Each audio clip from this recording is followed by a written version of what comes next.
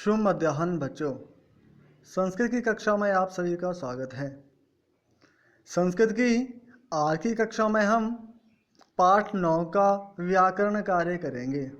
प्यारे बच्चों, मैंने आपसे पहले भी ये बताया था कि हमारे वार्षिक परीक्षा पाठ्यक्रम में से अंतिम 2 पाठों को कम कर दिया गया है, परंतु अंतिम 2 पाठों का व्याकरण कार्य हम अवश्य करेंगे, क्योंकि इनमें जो विषय हैं वो 8वीं कक्षा के लिए बहुत महत्वपूर्ण है। तो पाठ 9 और 10 के व्याकरण कार्य को हम अवश्य करेंगे, परंतु इन पाठों में जो व्याकरण भाग हम पढ़ेंगे वे परीक्षा में इससे संबंधित प्रश्न नहीं पूछे जाएंगे, परंतु यहाँ पर जो विषय हैं वो कक्षा 8वीं के लिए बहुत महत्वपूर्ण है। इसलिए मैं इन पाठ 9 और 10 के व्याकरण को आपको अवश्य पढ़ा दूंगा। फिर आपको बताना चाहूँगा कि इन पाठों में जो विषय हम पढ़ेंगे, व्याकरण के जो भाग हम पढ़ेंगे, वे आपकी वार्षिक परीक्षा में नहीं पूछे जाएंगे। ये सिर्फ आपके ज्ञान के लिए है, आपकी समझ के लिए है, आपकी कक्षा 8वीं की तैयारी के लिए है। तो इस पाठ में हम आज विषय पढ़ेंगे उपपद विभक्ति। तो सबसे पहले आपको बताना चाहूँगा कि उपपद विभक्ति क्या होता है। प्यारे बच्चों, जब हम हिंदी से संस्कृत में अनुवाद करते हैं तो इसके लिए एक नियम होता है, कारक चिन्हों के आधार पर कर्ता और विभक्ति का चयन करना। जैसे हमने पढ़ा था कि संस्कृत में वैसे 6 कारक होते हैं और अनुवाद के समय हम ये 8 हो जाते हैं, जिनके नाम कर्ता, कर्म, करण, संप्रदान, अपादान, संबंध, अधिकरण और संबोधन होता है। और जैसे कर्ता कारक में ने चिन्ह का प्रयोग कर्म में को, करण में से और के द्वारा, संप्रदान में को और के लिए, अपादान में से अलग होने का भाव, संबंध में का के की और अधिकरण में पर, और संबोधन में हे भो अरे, ये चिन्ह और ये परसर्गों का प्रयोग होता है। तो यहाँ पर हम विभक्ति का चयन करते हैं कारक के आधार पर, परंतु उपपद विभक्ति में ऐसा नहीं होता। वहाँ पर शब्दों के आधार पर विभक्ति का चयन किया जाता है और प्रत्येक उपपद विभक्ति में कुछ शब्दों को निर्धारित किया गया होता है। आज हम उन शब्दों को, उन उपपद विभक्तियों के बारे में पढ़ेंगे। वे इस तरह से हैं। उपपद विभक्ति अधोलिखितानि वाक्यानि पठन्तु अवगच्छन्तु। तो हमें नीचे लिखे हुए वाक्यों को पढ़ना है और समझना है। जैसे पहला वाक्य है विद्यालयम अभिता वृक्षाः सन्ति, और यहाँ विद्यालय शब्द को यहाँ पर अलग करके दर्शाया गया है और इसमें द्वितीय विभक्ति का प्रयोग हुआ है। अलम विवादेन, विवादेन यहाँ अलग शब्द है और इसमें तृतीय विभक्ति का प्रयोग हुआ है। गणेशाय नमः, गणेशाय चतुर्थी विभक्ति का प्रयोग हुआ है। परिश्रमात् विना ज्ञानम न भवति, परिश्रमात् पंचमी विभक्ति का प्रयोग है। वृक्षस्य अधः बालका क्रीडति, वृक्षस्य षष्ठी विभक्ति का प्रयोग हुआ है। सः कलायाम निपुणः अस्ति, कलायाम सप्तमी विभक्ति का प्रयोग हुआ है। अब देखिए, पहले वाक्य का अनुवाद करें तो उसकी हिंदी होगी विद्यालय के दोनों ओर वृक्ष हैं। अगर कारक के आधार करें तो इसमें के कारक चिन्ह का प्रयोग हुआ है और के कारक चिन्ह 6ठे नंबर पे आता है, इसलिए इसे यहाँ तो कारक के आधार पर षष्ठी विभक्ति का प्रयोग होना चाहिए, परंतु ऐसा नहीं है। उपपद विभक्ति में यहाँ षष्ठी विभक्ति का प्रयोग नहीं होगा, यहाँ होगा द्वितीय विभक्ति का। और उसके लिए क्या नियम है, हमने द्वितीय विभक्ति को ही क्यों चुना, वो आगे नियमों को पढ़ करके पता लगेगा। वैसे यहाँ तृतीया क्यों आई, यहाँ चतुर्थी क्यों आई, पंचमी, षष्ठी, सप्तमी का ही प्रयोग क्यों हुआ, कारक के आधार पर यह विभक्ति चयन क्यों नहीं हुआ, ये समझने के लिए हमें इसे पढ़ना पड़ेगा।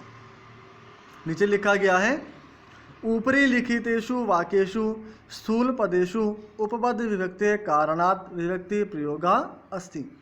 वाक्येषु अवितः, अलम, नमः, विनः, अधः, निपुणः च एतेषां पदानां कारणात् विभक्तीनां प्रयोगः अभवत्।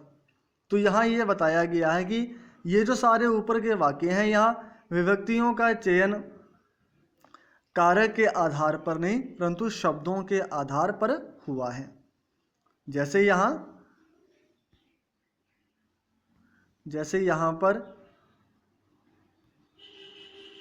अविता के योग में द्वितीया विभक्ति, अलम के योग में तृतीया, नमा के योग में चतुर्थी, बिना के योग में पंचमी, अधा के योग में षष्ठी और निपुणा के योग में सप्तमी विभक्ति का प्रयोग हुआ है।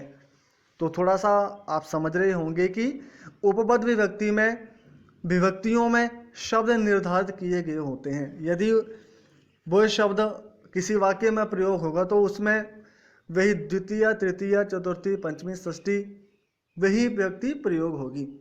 जैसे यहाँ पर ये नियम बताए गए हैं कि द्वितीय विभक्ति किन किन शब्दों में होती है।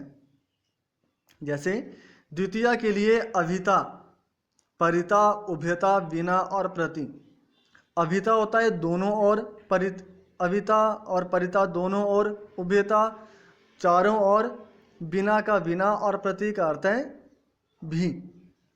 इनके योग में द्वितीय विभक्ति होती है। अलम होता है वस, सह साथ में, साकम भी साथ में, इनके योग में तृतीय विभक्ति होती है। दा देने अर्थ में, क्रुद्ध क्रोध करने अर्थ में और नमा नमस्कार करने के अर्थ में, इन धातुओं के योग में चतुर्थी विभक्ति होती है।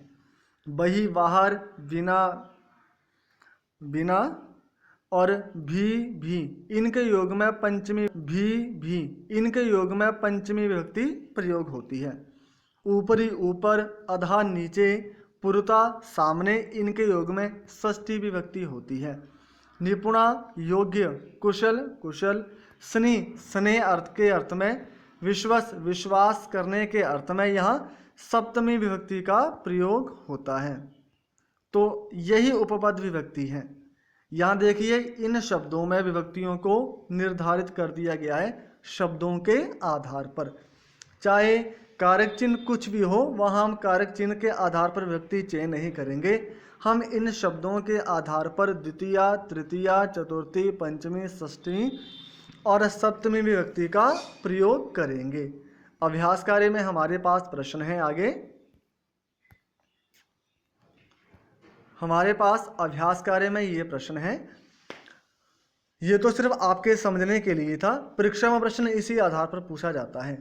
कोष्टकात् उचितम पदम चित्वा रिक्त स्थानानि पूरयन्तु। हमें कोष्टक से उचित पद को चुन करके, उचित शब्द को चुन करके वाक्य को पूरा करना है। पहला वाक्य है पुरतः मंदिरम अस्ति। हमें पता है पुरतः के योग में कौन सी विभक्ति होती है? षष्ठी। तो यहाँ षष्ठी विभक्ति हुई है गृहस्य में। परिता के योग में द्वितीया, तो द्वितीया हुई है मंदिरम। वही के योग में पंचमी, इसलिए ग्रामात्। अलम के योग में तृतीया, इसलिए आएगा अलम के योग में तृतीया, इसलिए यहाँ आएगा कोलाहलेन, यहाँ आएगा कोलाहलेन। दा धातु के योग में चतुर्थी, इसलिए आएगा पुत्राय। और विश्वस के योग में यहाँ सप्तमी व्यक्ति, इसलिए शिष्य। इसलिए रिक्त स्थानों को भर के आएगा गृहस्य पुरता मंदिरम अस्ति। अब गृहस्य क्यों आया? क्योंकि पुरता के योग में कौन सी व्यक्ति होती है? षष्ठी। मंदिरम परिता भक्ता संति। मंदिरम में द्वितीय व्यक्ति का प्रयोग इसलिए हुआ क्योंकि परिता के योग में द्वितीय व्यक्ति होती है। ग्रामात् वही उद्यानम अस्ति। ग्रामात् इसलिए है क्योंकि वही के योग में पंचमी व्यक्ति होती है। अलम कोलाहलेन, और कोलाहलेन का प्रयोग इसलिए हुआ क्योंकि अलम के योग में तृतीय विभक्ति होती है। पिता पुत्राय फलम यच्छति। पुत्राय का प्रयोग इसलिए क्योंकि दा धातु, यच्छति दा धातु का रूप होता है और दा धातु में चतुर्थी विभक्ति। गुरु शिष्य विश्वस्ति। शिष्य इसलिए हुआ है क्योंकि विश्वस के योग में सप्तमी विभक्ति का प्रयोग होता है। अगला प्रश्न हमारे पास है, उदाहरणम दृष्ट्वा उचितम मेलनम कृत्वा लिखन्तु। उदाहरण को दे करके उचित शब्द के साथ मिलान करके हमें लिखना है। जैसे सह के योग में कौन सी व्यक्ति होती है? तृतीया। वैसे ही हमें लिखना है सह के योग में तृतीया, निपुण के योग में सप्तमी, भी के योग में पंचमी, उभयता के योग में द्वितीया, पुरुता के योग में षष्ठी, स्नि के योग में सप्तमी और क्रुद्ध के योग में चतुर्थी। तो आज की कक्षा में हम यहाँ तक ही पढ़ेंगे। सबसे पहले आपको मैंने बताया कि उपपद विभक्ति क्या होती है, जहाँ विभक्तियों का चयन कारक के आधार पर नहीं, शब्दों के आधार पर होता है। फिर मैंने आपको ये बताया द्वितीया विभक्ति में कौन कौन से उपपद शब्द होते हैं, तृतीया में कौन कौन से शब्द होते हैं, चतुर्थी में कौन कौन से होते हैं, पंचमी, षष्ठी, सप्तमी में कौन कौन से शब्द होते हैं। फिर मैंने आपको बताया कि परीक्षा में उपपद विभक्ति के आधार पर प्रश्न किस तरह से पूछा जाता है और आपको ये प्रश्न कैसे हल करना है।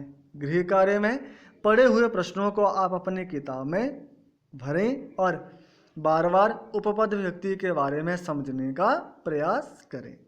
किसी भी समस्या के समाधान के लिए आप मुझसे बात कर सकते हैं, मुझसे पूछ सकते हैं। धन्यवाद। शुभ दिवस।